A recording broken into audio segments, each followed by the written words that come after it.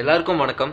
இந்த வீடியோ தமிழ்நாட்டில் என்ன நடக்குது, ஏன் இவ்வளோ இளைஞர்கள் சேர்ந்துருக்காங்க, இதன் பின்னாடி இருக்க சீரியஸ்னஸ் என்னன்னு புரியாமல் இன்னும் நியூஸ் சேனல் கூட பார்க்காம இருக்க தமிழர்களுக்கு, ஒரு விவசாயி என்பவன் அவன் காலையில் போயிட்டு மண்ணில் வேலை செஞ்சுட்டு திரும்பி வரவன் மட்டும் கிடையாது.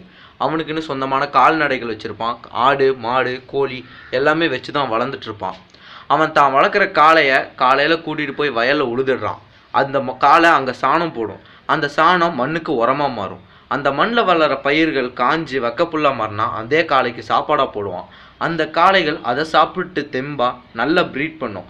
ப்ரீட் பண்ணும்போது பசுமாடுகளுக்கு நல்ல சத்து கிடைக்கும். அந்த பசுமாடு போடுற குட்டி சத்தாக இருக்கும். அந்த பசுமாடுலேருந்து கறக்கிற பால் சத்தாக இருக்கும். அதனால் ஒரு விவசாயி தான் வளர்க்குற காளையை வச்சு ஒரு நேச்சுரல் ஈகோசிஸ்டமே ஃபார்ம் பண்ணுவான். ஒரு சமுதாயத்தில் ஒரு ஈகோசிஸ்டம் அழிஞ்சிருச்சுன்னா வாழ்வாதாரமே அழிஞ்ச மாதிரி. ஃபார் எக்ஸாம்பிள், கிரிக்கெட் ஒரு ஸ்போர்ட். கிரிக்கெட்டை பேன் பண்ணிட்டோம் அப்படின்னா கிரிக்கெட் பிளேயர்ஸ் புதுசாக வரமாட்டாங்க. கிரிக்கெட் கோச்சிங் சென்டர்ஸ் எங்கேயும் இருக்காது. புதுசாக கிரிக்கெட் எக்யூப்மெண்ட்ஸ் ப்ரொடக்ஷன் ஆகாது. அதே மாதிரி தான் ஜல்லிக்கட்டும். ஜல்லிக்கட்டுங்கிற விளையாட்டு தடை செய்யப்பட்டால் காளைகளின் வளர்ப்பு முறை மாறிவிட்டால் காளைகளை வளர்ப்பதின் நோக்கம் குறைந்து அது ஒரு வெறுப்பாக மாறிவிடும். அது மட்டும் இல்லாமல் நம்ம நாட்டு இனவகை மாடுகள் மிகவும் பரிசுத்தமானவை.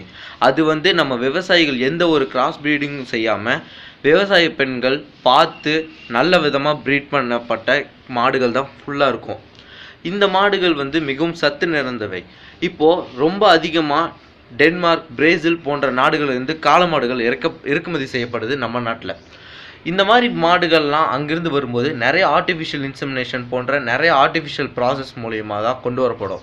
நினச்சி பாருங்களேன், அவ்வளோ தூரம் ஃப்ளைட்லேயோ இல்லை கப்பல்லையோ கொண்டு வரப்படுற மாடுகள் எவ்வளோ மெடிக்கேஷனுக்கு ஆளாக இருக்கும்.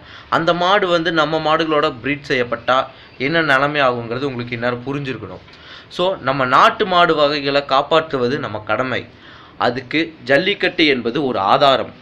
ஜல்லிக்கட்டு நடந்தால்தான் நாட்டு காளைகள் வெளியே காட்டப்படும். அப்போ தான் ஒரு விவசாயிக்கு அது ஒரு இட்ஸ் ஃபெஸ்ட், அது ஒரு திருவிழா மாதிரி. அதுக்காக தான் அவன் ஜல்லிக்கட்டை வளர்த்துவான். ஜல்லிக்கட்டு என்பது நாட்டு காளைகளை காப்பாற்றுவதற்கான ஒரு கேட் பாஸ். கண்டிப்பாக ஜல்லிக்கட்டு நடந்தால் நாம் நினச்சது நடக்கும். ஜல்லிக்கட்டு நடக்கலைன்னா அவங்க நினச்சது நடக்கும். இப்போது இவ்வளோ இளைஞர்கள் நம்ம சென்னையிலையும் சரி எல்லா மாநிலங்களிலும் சரி இது பண்ணிருக்காங்க. இவங்க எல்லாருமே ரொம்ப அறவழியில் போராடிட்டு இருக்காங்கங்கிறது ரொம்ப சந்தோஷமான விஷயம். ஏன்னா பக்கத்து மாநிலம் தண்ணி தரதுக்கு ஆர்டர் போட்டப்போ அங்கே இருக்க இளைஞர்கள்லாம் எப்படி ரெஸ்பாண்ட் பண்ணாங்க உங்களுக்கு தெரியும்.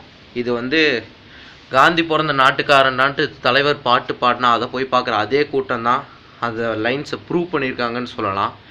இப்பயும் சில பேர் அவங்களோட போராட்டம் கண்காணிக்கப்படலை அப்படிங்கிற வெறியில் சிலர்லாம் டவர் மேலே ஏறிட்டு இருக்காங்க.